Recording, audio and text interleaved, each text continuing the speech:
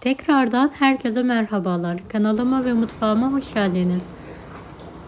Bugün sizlere tencerede susuz, yağsız tüm tavuk nasıl pişirilir onun tarifini vermek istiyorum.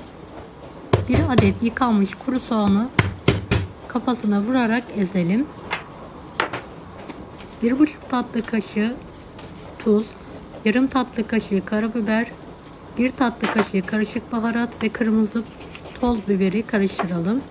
Soğana batırarak yıkanmış tavuğun her tarafına gelecek şekilde bulayalım. Bu yöntemle pişen tavuğun lezzeti gerçekten çok güzel oluyor. Mutlaka denemenizi tavsiye ederim. Evet, içini dışını her yerine gelecek şekilde bolca baharatlayalım. Videomu bu kısma kadar izlediyseniz yorum kısmına herhangi bir emoji bırakırsanız bana destek olmak için sevinirim.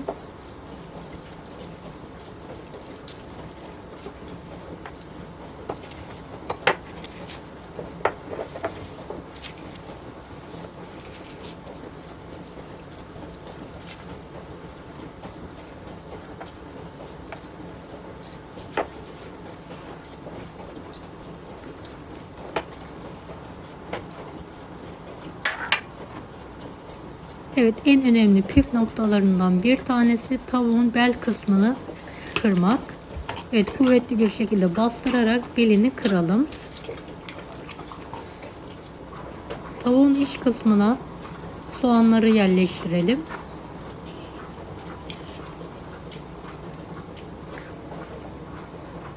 Evet, tavuğumuz artık pişmeye hazır. Çelik tencereye alalım. Bel kısmı alt tarafa gelecek şekilde tencereye oturtturalım. Hiç su kullanmadan, yağ kullanmadan direkt ocağın üzerine alacağız. Pişirdiğiniz tencere özellikle çelik tencere olmasına dikkat edelim.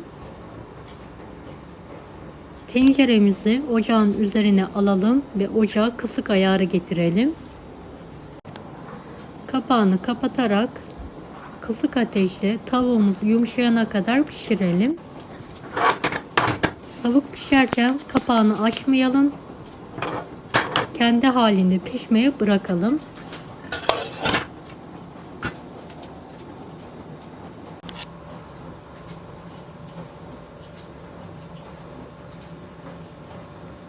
Evet, yakından gösteriyorum sizlere. Ocağın ayarı kısıkta olmalı.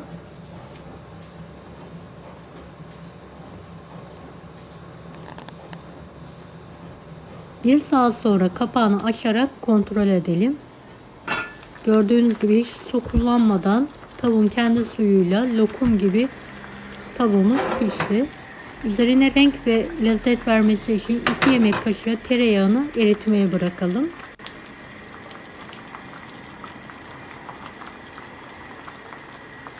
Tavuğun suyuyla pilav veya çorba da yapabilirsiniz.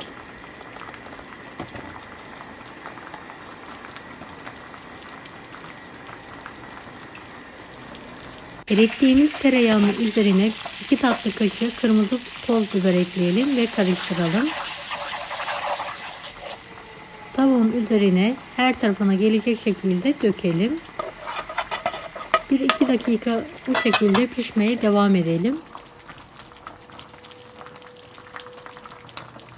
Altını kapatarak sıcakken servis tabağına alalım. Evet, suyunu almadan direkt tavuğumuzu servis tabağına alalım.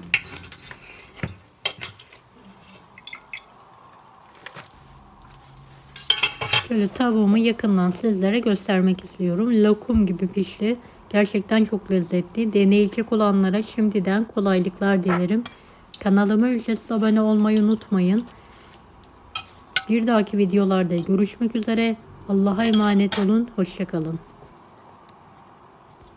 Daha farklı tarifler için bunları da izlemeyi unutmayınız. Afiyet şifa olsun herkese.